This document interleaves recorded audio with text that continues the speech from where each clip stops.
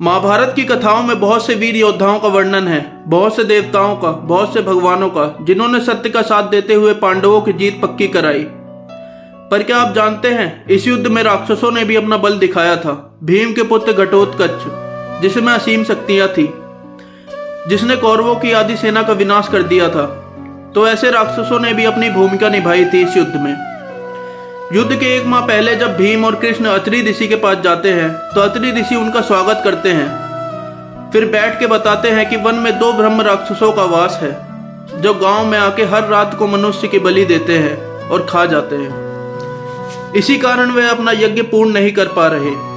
तो कृष्ण भगवान कहते हैं, आप चिंता ना करें, हमारे विगोदर भीम, जिनमें 100 हाथियों का बल है, वे अकेले ही उनका विनाश कर सकते हैं। तो ऋषि मुनि कहते हैं, उन ब्रह्म राक्षसों को वरदान प्राप्त है कि उनका सिर्फ एक बार से ही सर्वनाश हो सकता है, जो कि समुद्र की गहराइयों में छुपा हुआ है, जिसे भगवान शिव ने अपने पुण्य से बनाया था। उसे एक धनुर्धारी ही चला सकता है, जिसे ब्रह्मास्त्र का ज्ञान प्राप्त हो। अगर 2 दिन में इन्हें नरक नहीं पहुंचाया तो ये अमर हो जाएंगे। तो भीम कहते हैं, गोविंद, ये कार्य अर्जुन को सौंपना उचित होगा। पर उस बीच अर्जुन द्रुपद के साथ युद्ध करने गए थे। तो कृष्ण कहते हैं, इन्हें अंगराज कर्ण परास्त कर सकते हैं। वही एक प्रबल योद्धा हैं जो अर्जुन के भांति श्रेष्ठ धनुर्धारी हैं, जिन्हें ब्रह्मास्त्र का ज्ञान प्राप्त है। तो कृष्ण भीम से कहते हैं, आपको उन ब्रह्म राक्षसों को रोक के रखना होगा। मैं कर्ण के साथ बाण लेके शीघ्र ही प्रस्थान करूंगा।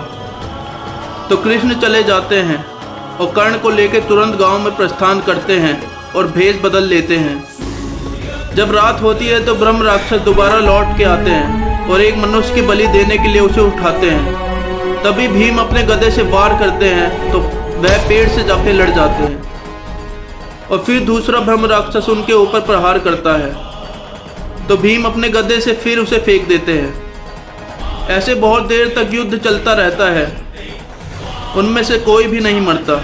तभी कृष्ण भगवान को अत्रि ऋषि की बात याद आती है और वह भीम और कर्ण को इशारा करते हैं।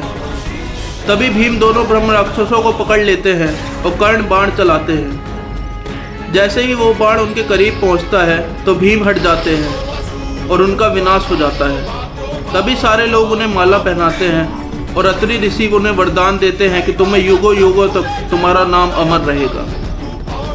हमारे ऐसे और फैक्ट जानने के लिए हमारे चैनल को सब्सक्राइब करें और बेल आइकन को दबाना ना भूलें।